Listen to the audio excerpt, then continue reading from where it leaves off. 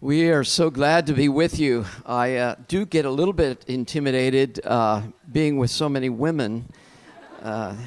Reminds me when I was growing up, my mom led a Girl Scouts or Brownies group, and they would invade our home every week, and I would always make sure I was gone when they arrived. But I'm glad to be with you, and the male tech guy that came in, Tom, he brought some comfort to me.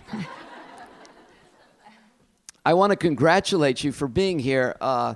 We have spoken to MOPS groups and both locally and nationally, and we are huge fans of MOPS. I mean, you are the one group that get it. The most natural and the greatest resource of this country is not oil, it's not gold, it's not water, it's children. And sadly, I don't think that politicians often get that we will not save this nation. It's our children. And it's that investment that's so critical. And you moms, you get it. And so congratulations. Half the battle just showing up for the brunch this morning. We're very proud of you. And we want to talk to you today about a bigger story. Today we live in a day and age that's largely secular, and what the message your children will hear is that there's no meaning in life other than the meaning you give it, which sounds really kind of nice and humanistic, but at the end of the day, it's a lot of pressure to put on one child, that the only meaning in the world is what I do today. That's a lot of pressure, and we're here to tell you that that's actually not true, that there's more meaning to life than that. And connecting our children with God himself and giving them a vision that's bigger than themselves actually makes them feel more confident in themselves as they take on a bigger story. So we're going to talk about that bigger story today, and this is my wonderful better half, Jan. Okay. Here, I'll give this to you. She grabbed this earlier. There we go. As she said, the question we're most often asked is, how did you raise your kids? But it's not because they're in a band or famous. It's because people like their story. And there are a lot of good stories around, like the the fact that they hang out with some homeless kids in Oceanside when they're home on tour, or maybe the letter we got from a Marine dad in Afghanistan who thanked our kids for bringing his son up on stage during a concert to play with them. Or maybe it's the manager of a club in LA who put their CD on her answer machine for a solid year because of how nice they treated her janitors and her roadies. Those are good stories, and so people come to us and they want to know the backstory. And so to answer that question, we wrote this book, Never Say No, which brings up the second question we're most often asked, and that is, why would anyone write a book for parents called Never Say No, right? And maybe you thought the very same thing. I really like the subtitle to this talk. It's, feel free to say yes. How many of you have seen that YouTube video of the mom who said yes to her child for 24 hours? Have you seen that? It's hilarious. But the big take-home from that, or one of the big take-homes, was how many times she realized she said no to her kids, and how many times she could have said yes, and how much more fun she had when she did. Actually, Never Say No was a parenting motto that we had in our home. And it was a pushback against the traditional model of parenting, which just focuses on restraining behavior, Instead, it focuses on how to find that positive momentum through your relationship with your child. It's finding ways to say yes when your kids invite you into their world. It's finding the yes to their God-given talents, abilities, interests, and channeling that energy toward the bigger picture that God has for their lives. Above all, it's saying yes to the relationship, because that's going to be the keel that guides your kids' behavior. If you think about it, that's how God works in your life. Jesus said, if you love me, you'll keep my commands. Our relationship with the Lord is what shapes us. It shapes what we do and how we think, who we are. And in the same way, it's our deep relationship with our kids that's going to shape them and be the biggest influence on creating the bigger story that they're going to have. God is one big yes to us, if you think about it. And we want to pay that forward to our kids. So today we want to talk about 8 ways that you can feel free to say yes to your kids. And we want to start with probably the most important one, and that is say yes to grace. The most dominant flavor in your home needs to be grace. Granola is the food in our house that we most often eat. And on our granola jar, there lives a little rock that says grace. Because all throughout the day, we're getting into that jar. You know, we're eating it by handfuls. We're having it for cereal and breakfast. We sprinkle it on ice cream. But that's what grace is like. It's just something that sustains us. It's our staple of life. It's the staple of the family. God's mercy and love, undeserved for us. So before we talk about something that tends to be guilt-producing, parenting, I want us to all just take a big, deep breath and just close your eyes. And let's just take a minute to soak in God's grace, to soak in his love for you and your kid. Okay? Let's do that.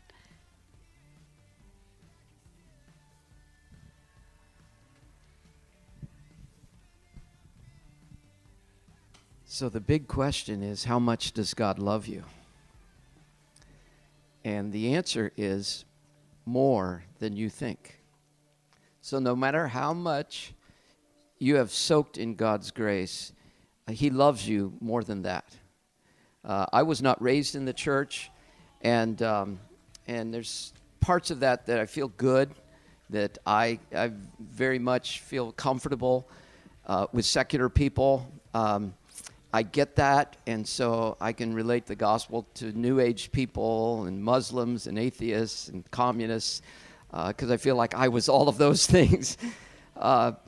But at the same time, I feel like when I'm in church, and particularly reading scriptures, and particularly the Old Testament, I'm amazed at this God of love. He's so loving all throughout the pages of Scripture, but especially the Old Testament.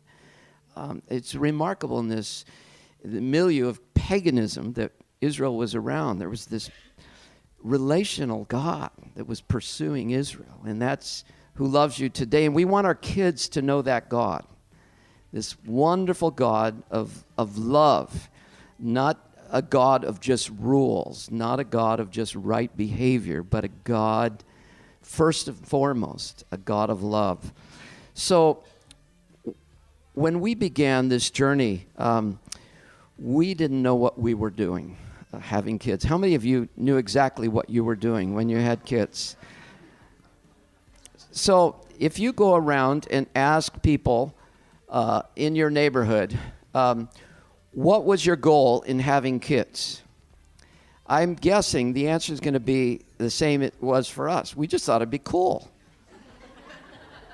You know, we were about 25, and isn't this what you do? And wouldn't it be cool to have little mini-me's? And so we had kids, and but we didn't know why and what was it all about. We grew up playing the game of life. Do you remember this game? We played it often now with one of our granddaughters, and she thinks the goal is to get as many pegs in the car as you can, especially pink pegs. Our grandson, who's 12, knows that the goal is to make as much money as you can, because that's the one who wins the game. And if you asked Americans what is the goal of having kids or even being a citizen of America, I think it's something like that. It's like the one who has the most money wins, the one who has the most toys win. And so it's a great question. What is the goal? What is the purpose of having kids other than wouldn't it be cool? So we had this experience happen to us early on in our parenting. We almost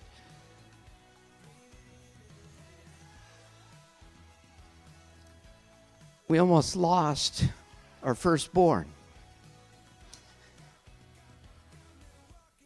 we had just had our second child, Tim, and we had taken him to the beach.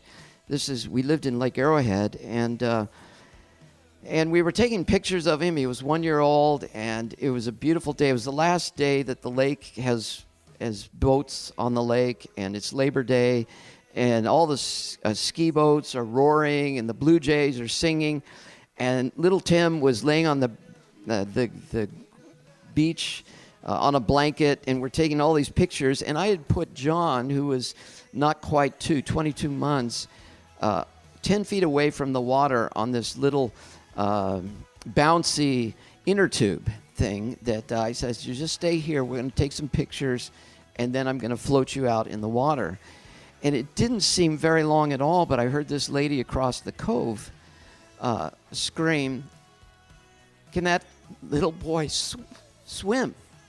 And I whipped my head around to see John some 15 feet out in the water, floating vertically with his head underwater and his eyes open. I could still see it in my mind. And I just exploded into the water, picked him out of the water, and as I picked him up, I heard him gasp for air. And I knew, I'm a water person myself. I knew instinctively that told me that he had held his breath. And I didn't want to put fear into him, so I said, "Oh, John, you're playing in the water," before I said and I realized some boat wake must have swept him out. And but he said these words to me. He said, "Daddy, I couldn't find you." So that night, this is 38 years ago. That night, I'm staring at our tongue-and-groove ceiling in our cabin, telling myself what an idiot I am, and do I really know what it means to be a dad? What are we doing? We just thought it would be cool to have kids, and we don't have a clue what we're doing. And then I said, I want to make it my goal that they are always safe. And so I became this safe freak, and we're going to teach our kids how to swim before they're born. They're going to, and we're going to make them be able to do this. And then I asked myself, so is that the goal of parenting? To keep them safe? It is the goal of many Christian parents. I want my kids to be always safe. They're going to go to Christian this. They're going to play Christian soccer. They're going to play Christian badminton. And they're going to go to a Christian college, and they're going to meet a Christian girl, and they're going to have Christian kids, and they're always going to be safe and all go to heaven. And I don't think that's what the Bible says. I don't see much about saying, be sure you're always safe in the Bible. So what would be a higher goal than safety? And America would jump in right there and say, well, the goal is success. The goal is prosperity. The goal is health. The goal is education. But you and I would probably say those are sub-goals. Those are very wonderful goals, but let's bring Christ into this. And you might say, well, the goal is to get them to heaven. And I would push back and say, is that the goal? Is that the goal? Is just to get to heaven? And at some point, you and I would read our Bibles, and whether you turn to Genesis 1:26 or whether you turn to Matthew 5, you would say, no, we're the imago Dei. We're the image of God in this world. That's the purpose. We are, in Matthew 5, the salt of the earth, the light of the world. And how do we raise kids that are that? Because that's a bigger story. To grow up in this world and say, son or daughter, you one day are going to do something. It might be a little dent into culture, or it might be this big, huge explosion into culture. We don't know what that's going to be, but God has a plan for you. He has a story for you that's bigger than you. And joining that bigger redemptive story is a wonderful, wonderful thing for you and I to experience. So here's a question for you to think about. What do you hope your child's story will include? Isn't that a great question? And you'll have a chance to talk about that at your tables. One thing that tags onto this after you realize there's a bigger story for your kids than self-indulgence, is that, this means I also need to say yes to my better story, because, and you've probably realized this, your kid's story is naturally going to flow out of how you were parented. Their stories will flow out of your story, and your background will affect your kids. So here's a 60-second history of us. Mark is fourth generation Californian, and he likes to say he's a descendant of horse thieves and bank robbers. That's his background. And then I'm, I go way back, Southern and Baptist roots. My dad was a choir director. So when these lineages collided, it looked like this. It's a pretty crazy picture, right? But after we got married and thought about kids, we kind of look like that now, don't we? Kind of. Who are those weird-looking people? Our very first conversations revolved around drawing a new family map, because we were instinctively regurgitating how our parents raised us. Have you found that to be true? Now, Mark was raised in I would call a Guns N' Roses family. Lots of shootouts and plenty of hugs and kisses later. You know, very expressive and loud. My family was more like the Chiffons. There were. You have to tell them who the Chiffons were. Chiffons were an old Motown group. They everything was smooth, everything was soft. White gloves, everything. White gloves. You know, you Motown. never talked about conflicts in my family. You were always nice to people, but you never really got very deep. So, which of those histories did we want to reduplicate in our family? We needed to sort through our inherited deck of parenting cards, you know? What do we want to keep? What's good? What do we need to throw out? We don't want to be doing that. What's not in the deck? What is missing from our backgrounds? These are conversations you can have. Whether you're married or not, you can sort through those cards and draw a new family map. There's another aspect to this too. There were certain mottos that we had in our home, and these mottos could be like plaques that hung over the fireplace. And they're often unspoken, but you know what the mottos in your home were, right? My family motto was, "What would people think?" It affected everything from what we ate, what we wore, where we went, what we said. That was our family motto. Now, in Mark's family, it wasn't so much a motto as it was a style, teasing. Everybody teases. To this day, when they get together, they just start in. But when the joke's on you, do you ever really feel safe, you know?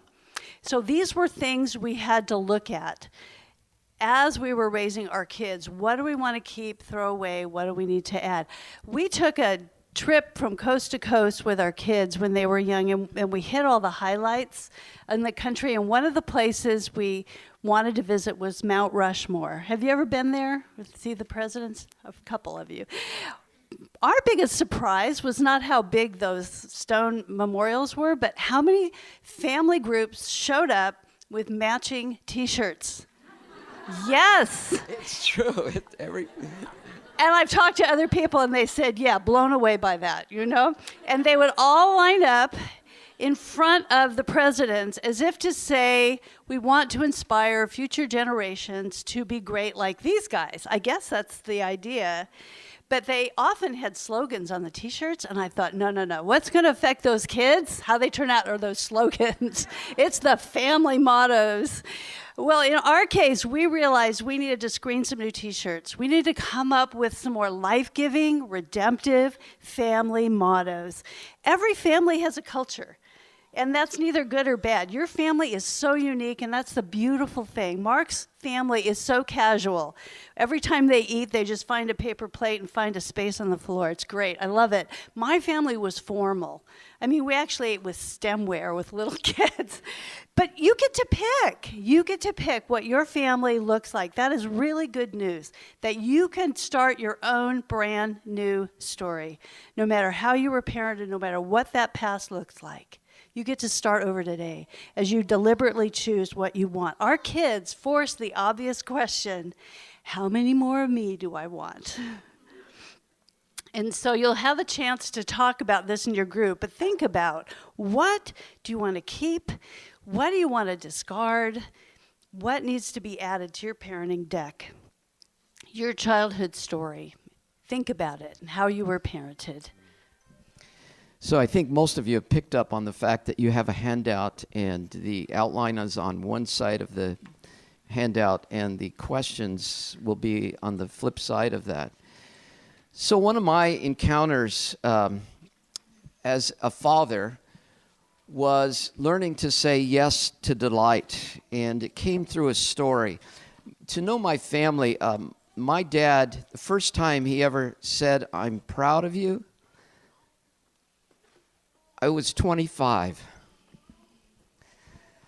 I was 40 when I figured out that the more he teased was a way of him saying, "I really love you."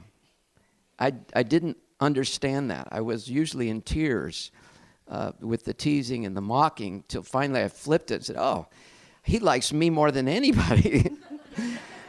But most therapists will tell you that's actually verbal abuse. I was down, I was about 30 at the time, and we were living in Lake Arrowhead. We were down visiting a pastoral couple in Huntington Beach, and he was talking about God's delight in him, and how God's his daddy, and if he wants a grand piano, God gives it to him, and they wanted to live by the beach, so God gave him this house, and he's just kind of effervescent about all the goodness of God and all the toys God gives him. And he might as well have had 7 heads. I didn't know anything of what he was talking about. But as I was driving back that night to the mountains, I could feel myself becoming angry.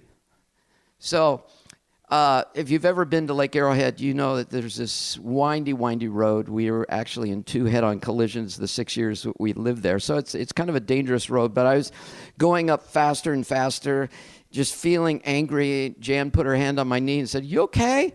I said, "Yeah, I'm fine." Got to the house, slammed the door. I said, "I don't know what's going on. You go to bed. I'm going to light a fire and stay up a while." And she says, "No, I'm staying." And I said, "Suit yourself. It's not going to be pretty." So I lit a fire, and I just sat there for a while, and we're very comfortable praying out loud in front of each other. So I started talking to God and just kind of free associated, just trying to figure out what was eating at me. And I felt myself getting angrier and angrier, and I said, "God, what is it with you? It's always more. It's not enough. Demanding. Pushing me, more salvations, more people, more programs. What is it with you?" And then I heard myself say, "Why don't you just get off my back?" And I know we all wonder where we might have committed the unpardonable sin.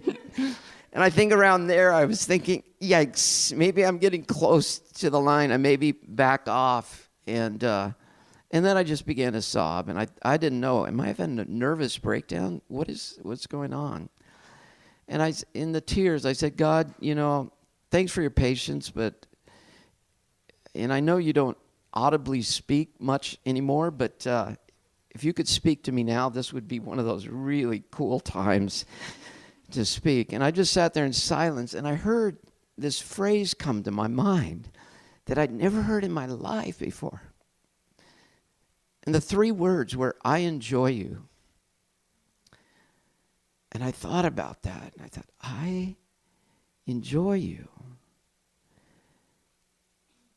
And I thought, I've never heard that before. Not from my parents. I've never heard it in church before, that God enjoys us.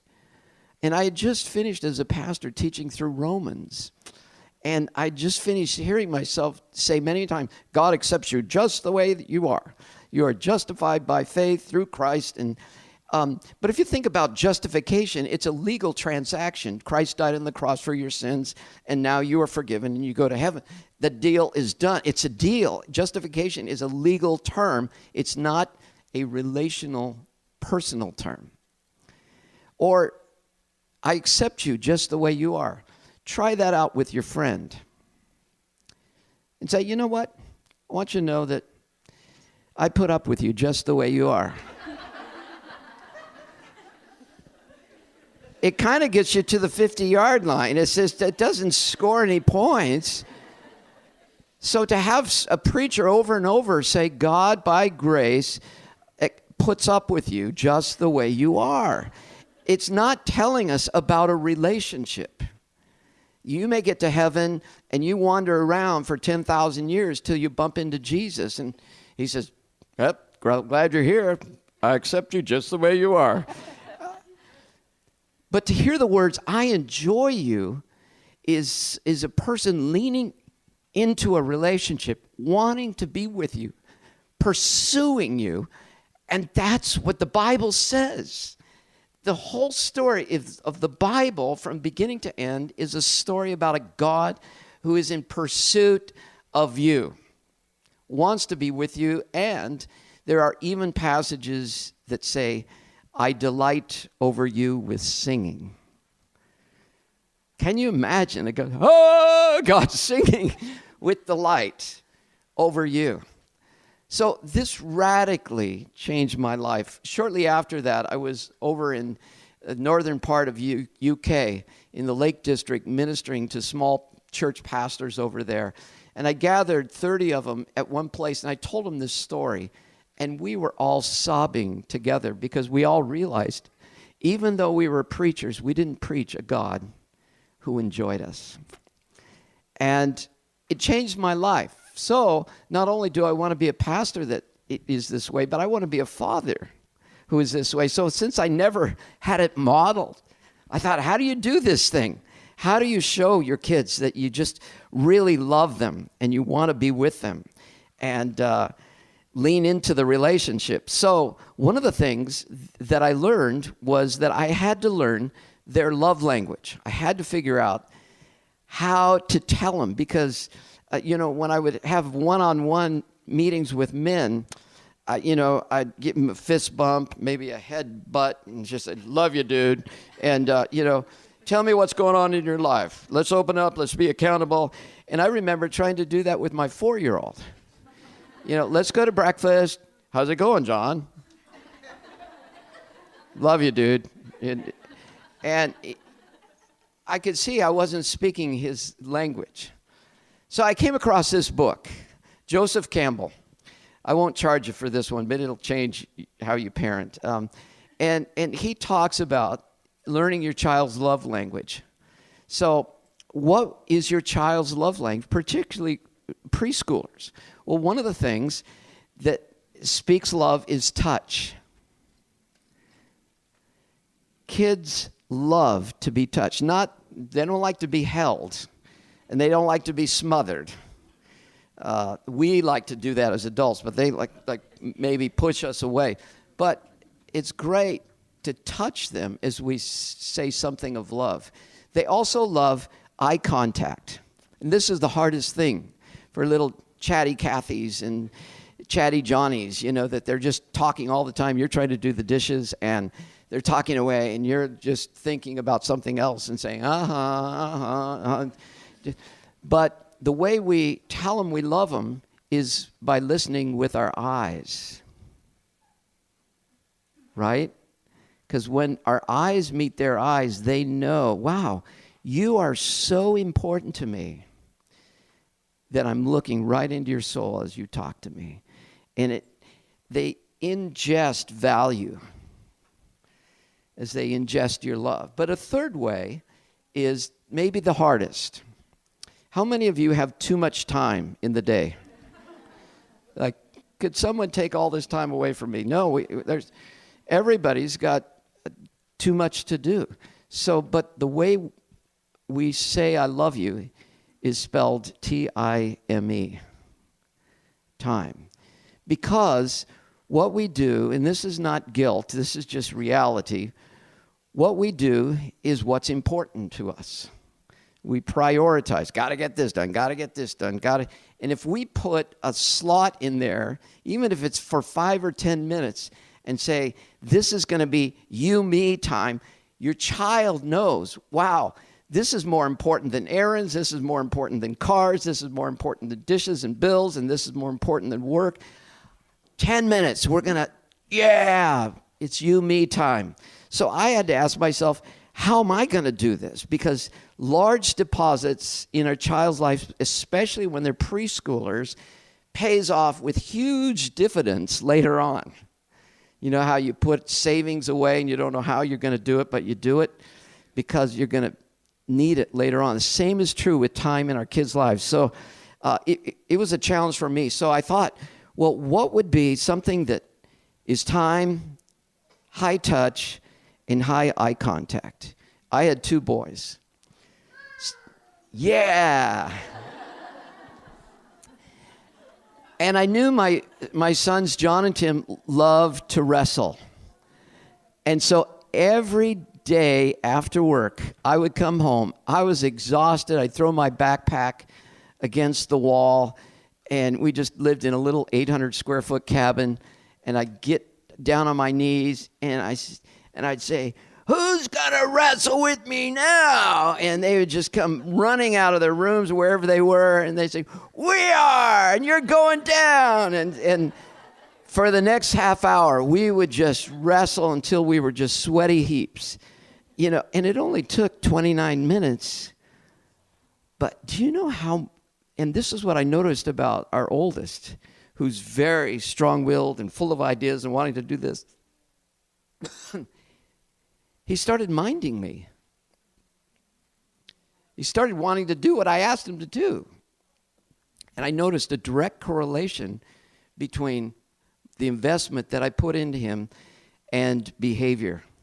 So I was raised in a cats in a cradle home. And if you don't know that song, it's Harry Chapman's song. We'll get together then, Dad. We're going to have a good time then. And ironically, my dad is 91 in an assisted living home, and he wants to spend more time with me. And I'm living that. Dad, I'm going to get to you. But actually, my dad was a dad that never got to me. But it wasn't that he was traveling. It wasn't that he was doing anything. It was that he was laying on the couch, watching football and eating potato chips. And so thank you. So I would come in as a kid with a ball, whether it was a basketball or football, and I said, "Hey, Dad, how about some hoop?" And this is Saturday. He's watching a basketball or football game, and he'd look over at me, and I'm just like, you know, how long can you watch the idiot tube? You know, let's go do this. And he'd say to me, "Let me think about it, and I'll get back to you." Okay? So I come back in 10 minutes later, innocent, just say, "So what do you think, Dad?" And he'd say, "Not today." And I noticed my older brother didn't ask anymore. And so I stopped asking. But you flip that around and you say, what if he'd done it for just 10 minutes? But you can see it's telling a kid value. It's telling a kid, do I enjoy being with you? Do I love you? So as I saw myself starting to become my dad, starting out in my 20s, I had this prayer experience. I was doing my devotions, you know, being a faithful Christian, and this thought came to me. I was working like 70, 80-hour work weeks, just leading a Bible college, starting a church, going to grad school, seminary. And the voice said, how will you feel if you win 5,000 people to Christ and you lose your own sons? And I thought, that's horrible. But how many PKs do you know that preachers' kids that have gone wayward, they never saw their dads, and I thought, you know, I'm doing it. I'm the monster. And so Jan and I sat down and said, we gotta make a serious course correction here. I'm not going to give my life to the church. I'm not going to just be gone these many nights, et cetera, et cetera, et cetera. So it changed my life, and I wanted to say yes to my kids. So here's another question you'll work with. How does your child invite you into their world? Think of your daughter. How does she, I know you can't do cartwheels anymore, maybe you can, but how does she invite you into her world? How does your trumpet player invite you into their world? You don't have to play the trumpet, but do you know anything about the trumpet? Do you take time? Because it's a missionary question. You are a missionary to your child, and if we don't learn their language, learn their interests, we're not telling them that we enjoy them. And I think another good metaphor is that your child looks at your face as if they're looking in a mirror, and they read off of your facial expressions and how you react to them. If you look at them with delight and welcoming, which is, I know that's hard to do 24/7, but it's a choice, then they see that they are valuable. And it's been proven that kids who have a parent that regularly will reflect back to them, I don't just love you, I like you. There's a difference, right? All parents will say they love their kids, but a lot of them will say, there's these things about them I just don't like. Your kids are really aware of that too. But if you can overcome that and let them be themselves in that area and just dig in, like Mark said, just invest in that area and learn to like them for who they are, man, that's going to reap huge benefits later on for them as they grow up. The moms here that are actually with little infants, this is the part that science and data has proven. It's I don't know what, 6 weeks or 10 weeks or something like that your nursing son or daughter doesn't know that you're separate from them. It's like there's just one being. And there's this moment that they're nursing and they put their head back and it's this aha experience like, oh my gosh, you're distinct from me. And as they have this aha experience, suddenly there's this intensity to want to make eye contact because you're different. And I'm looking into your eyes to find out who I am. And you as the mom are imprinting into that child who they are. And as they look into your face, they are discovering themselves. Isn't that a beautiful story? It's really very much like God and us, the image of God. We look into his face and become who we are. So he's looking into your face, and as they ingest your delight, they're discovering, wow, she likes me. She wants to be with me. She thinks I'm amazing. And they're ingesting that as something that gives them value and worth. So the next yes is really, it's almost a no-brainer, but it can be quite hard, and that is say yes to mess. If you've got little ones, it's like you don't have to try. It's just your house is just messy. All children are little Michelangelos looking for a canvas on which to create. It could be anywhere in your house, it could be on paper, but this creative expression is an essential part of what Mark talked about, being made in God's image. They just need the space and permission to exercise that imagination and the freedom to explore and invent and, yes, make an occasional mess. Unscripted, open-ended play is what your child most craves. And you see that, don't you, at Christmas when you give them some fancy toy and they're over here playing with the box. They want to make it up themselves.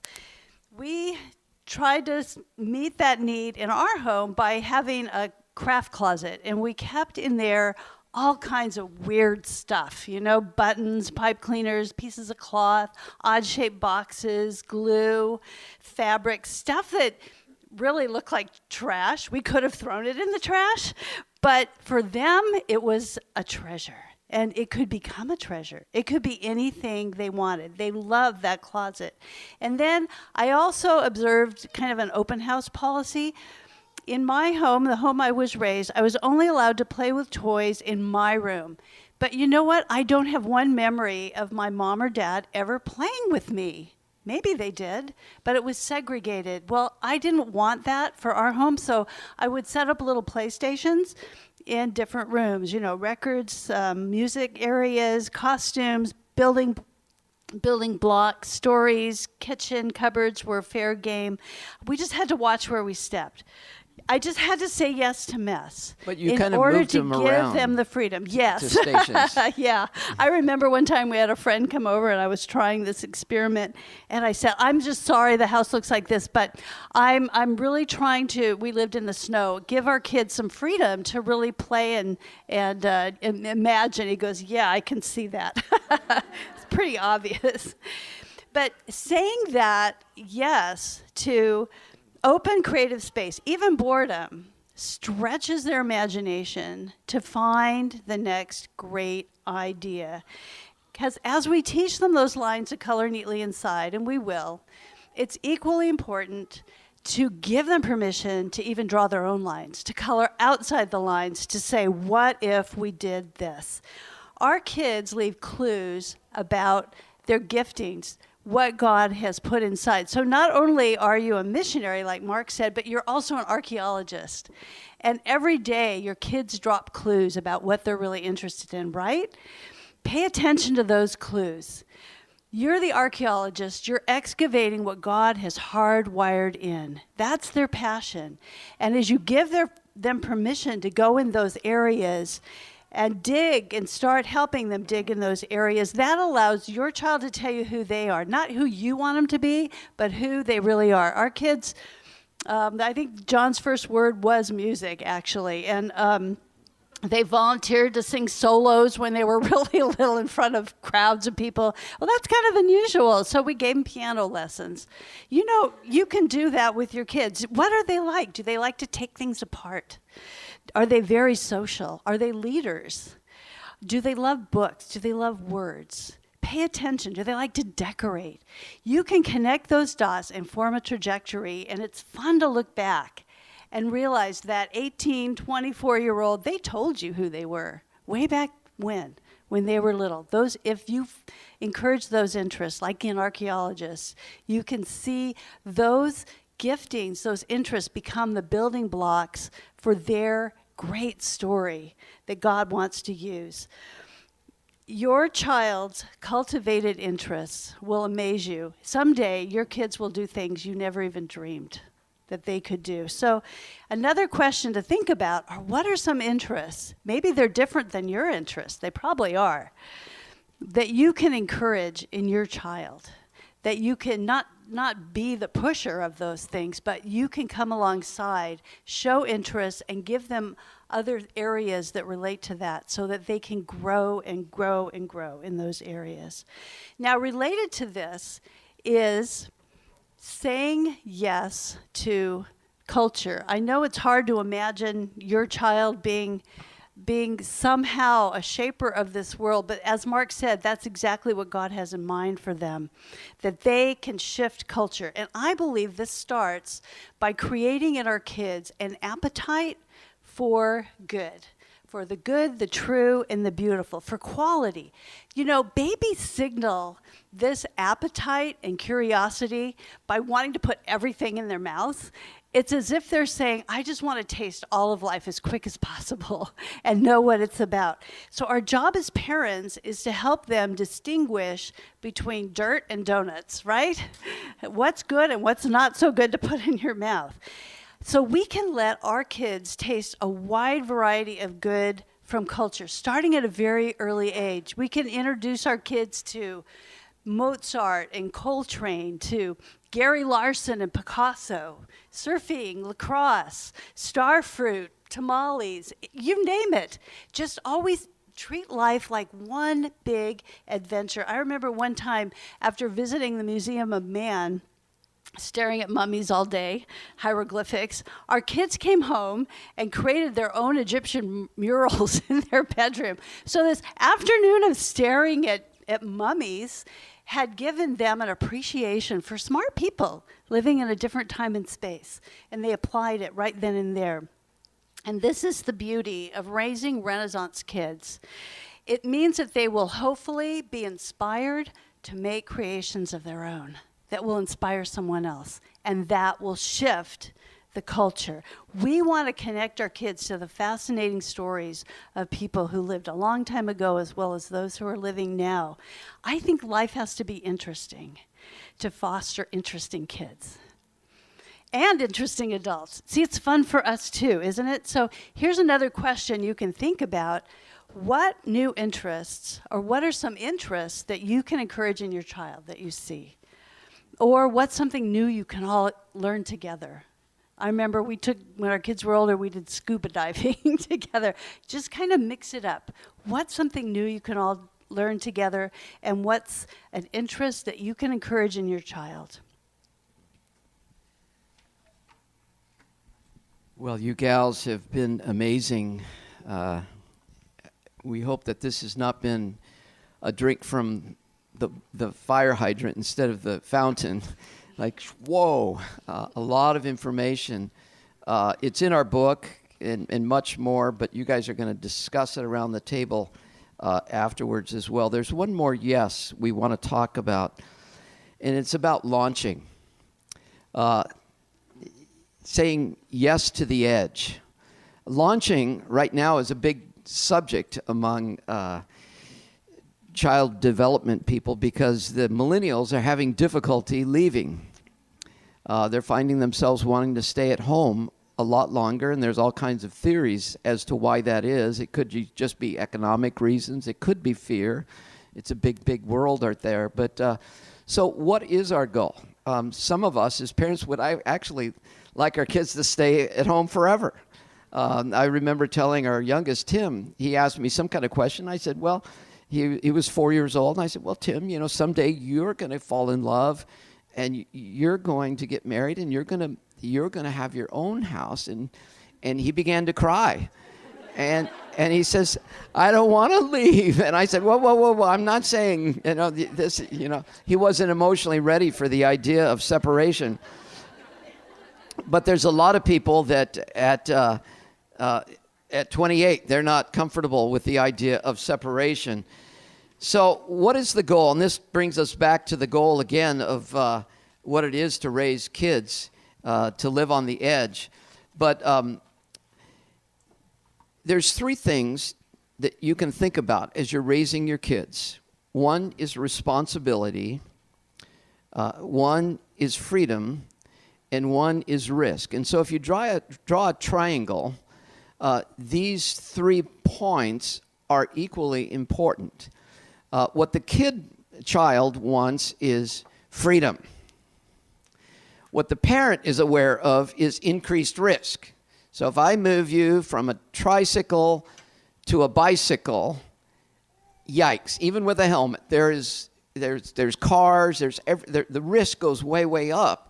So without the third element, responsibility, the risk just keeps getting higher and higher. So oftentimes parents, because they've never thought through this trilogy of responsible, risk, and freedom, we wait to teach them responsibility until they're 28.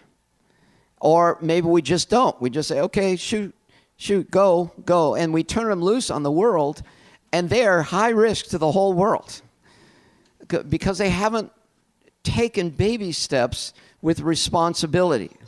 So, we wanted our kids at a very early age to know what chores were. Not abusive chores. You're going to be cleaning up the farm for the next 2 years, but, to learn to pick up, to clean up. As they moved into teenage years, we had to figure out what were the things we wanted to fight for and the other things we weren't going to fight for. You want to live in a messy room? You're 14 years old? Then we have the freedom to shut the door, and that's your room. But at the same time, you're going to do these chores. Thinking about the fact that they're constantly getting bigger. So our kids were already on tour around the nation and UK at the age of 18 and 20. And then they would come home and live with us for 3 months and then go out on tour again. And it was a very tense time as we were trying to figure out, wow, when you're out there, you're an adult. And I don't even, you could be breaking the world or saving the world, but then you come home and there's still some chores to be done here. You're a part of the ranch, you got to go out and milk the cow and so forth. So it's this gradual thing, just like taking a child from tricycle to training wheels to bicycle to bigger bicycle to, yes, now you can ride around the block. Now you can ride 2 miles. Now you can go out and be a bicycle racer. But you've increased your responsibility. So, but it doesn't always take you where you want to go. Because some of us as dads, we think our son's going to become a pro football player. Some of us think our daughter's going to be this and that. And what if they choose something that you didn't choose? So when my sons, I came home one day and I heard them as junior hires playing Led Zeppelin in their bedroom. And you need to know, I was in a rock band when I was young, and I used to cover Led Zeppelin, and I just thought, oh my gosh. And I heard all these church voices in my head saying, it's of the devil, it's of the devil. If you play the song backwards, it says, I love the devil. And I'm saying, if you play it forward, it says, I love the devil. So what do I do? And I just kind of thought I'm going to be big and mean and say, Zeppelin is not happening in my house. And as I grabbed the handle of the door of their bedroom, I just felt this nudge from God saying, don't. So I opened the door and I said, hey, what's going on? And they said, Dad, listen to this riff. It's so cool. And I just said, what's that mean to you? And they said, I don't know. It's just a very cool riff. And I realized they had no clue as to what the lyrics were. So why would I punish them? And I didn't know what to do. So I prayed and I said, okay, here's what we're going to do. We're going to do Zeppelin. We're going to do it together.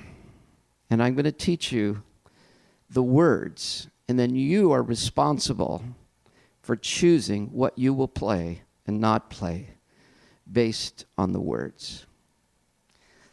I didn't read this in a book. How do you know what you're doing? A lot of apparent moments, it's not in the book, right?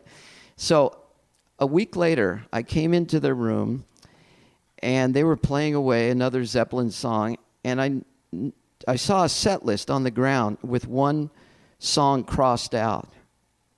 And I said, wow, you're already doing set lists. And I said, what's up with that song? And they said, oh, Dad, we don't play that song. That's a bad song. I said, sue yourself. I walked out. Yes! Because I don't want to monitor them when they're 30 years old. Be the church lady that follows them around. I want them to be, and now as they travel the world, they are ministering to people and doing their thing, and thankfully the whole thing has worked out. So we want to take them to the edge of themselves. So here's a final thing to think about as we close. What are you doing to take your child to the edge of themselves? And by edge, I mean an opportunity to serve others, to get the big picture of what it means to follow Christ, what it means to have a bigger story than themselves. Have you taken them to feed the poor?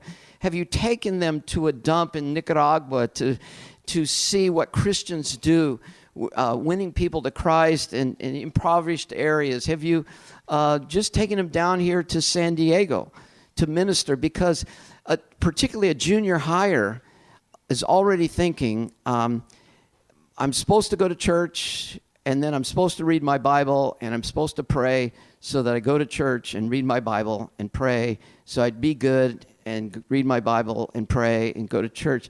And they're already experimenting behind your back, and they try it one day. They don't pray. Didn't change anything. They tried not going to church. Didn't change anything. Why do I go to church? So I can pray, so I can read my Bible. The answer is so that you will be the salt of the earth, the light of the world. And when they see you doing that, it all clicks. But teenagers love to be edgy. So if you're the accelerator, not the brake, if you're the accelerator, say, come on, we're going down, we're going to do this. We're going to do this with your other teenage friends. Then they think, wow, Christianity's edgy. It's really scary. It's going into places that I don't feel comfortable always, but it's to be the light of Christ to the world. And suddenly you find yourself launching someone that's going to soar. So an eagle, when has it eaglets and they're about 9 to 14 weeks old, mom and dad begin to bring food back to the nest a little bit from the nest, and they keep leaving it farther and farther out of the nest to bring responsibility into the eaglet and say, honey, it's time for you to fly. And there's that moment where the eagle realizes, I was meant to soar. Your kids are meant for more than just be good Christians, be nice Christians.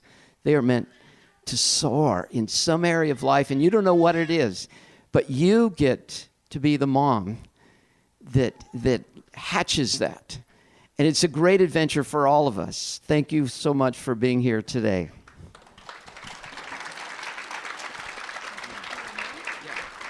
So we have just a couple moments for Q&A. Any questions? Yeah, way in the back. What's your name? Everybody say, hey, Robin. Hey, Robin.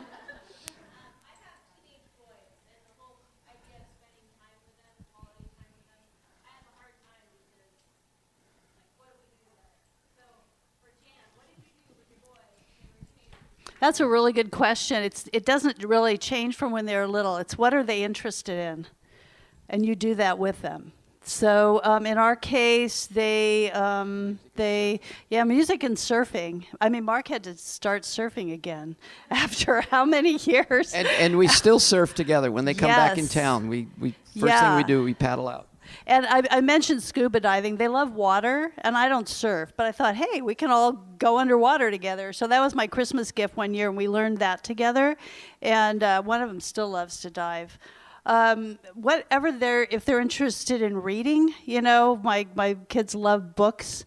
They loved hiking, any kind of adventure. I am kind of a tomboy, so that was easier for me. But even if you're not, you can lean into it. We would take them rock climbing. I mean, gosh, I did things I never would have dreamed of doing, but that's what they were interested in. Or I would introduce things to them that I thought would pique their interest with their friends too. Camping, we did. Those were fun years. I look back, and there's no way I would have done even 3/4 of those things had it not been just kind of listening to what was fun for them, and we could do those things as a family. Is that how? Great question. It's a really good question. Anybody else? Yeah, what's your name? Dalma. Dalma? Yes. Do you have any major regrets? Everybody first say hi to Dalma here. Yeah. Do I have any major regrets? Ooh, that's like a CNN question. Yeah. Absolutely. Number one, that if I could do it all over again, I would spend more time with my kids. I would take them on missionary trips sooner. There's safe places to go that it just helps. If I could show a 7-year-old the point of Christianity, because otherwise it's like going to football practice and you never go to a game. Or what if you were studying how to skydive and you finally say to the instructor, so when do we jump out of a plane? You say, oh, we don't jump out of planes. We just study about the ancient people that used to jump out of planes. And we memorize all the verses about skydiving. You just think, really? And that's often what we do in church. The kids are saying, when do we do it? And if they see you do it, and there's so many creative ways right here in Escondido, opportunities. You have such a great missional church here. You can actually do it by yourself, or you can plug into some other program. So that would be 2 regrets for me. How about you? And I think for me, and this is an application of my family motto, what would people think? I think I was too responsive to what other people wanted me to do, and I was too busy. I mean, I really loved my kids and enjoyed them, but as I look back, I wish I had been a little less busy, and I wonder what I said yes to, and that was a no, to other opportunities, just to be more present with my kids. Maybe that's just no, it's not. It's not a uniqueness to pastor's wife. Don't you all have little voices in your head that say you ought to be doing these things? I would have been more prayerful about all the things that I did, You got to have your own life. I get that. But it was a busy season. And I wish I could have, soaked in it a bit more. One thing I do think we did right was I started reading Narnia to our kids. And there was such a high payoff. One is they learned that Jesus is kind of like Aslan, and it's a great depiction of Jesus. But then they also learned to love to read. They created a long attention span of listening, and they became creative themselves. So that was something I did right. Maybe one more question. What's your name? Diane. Hey, Diane.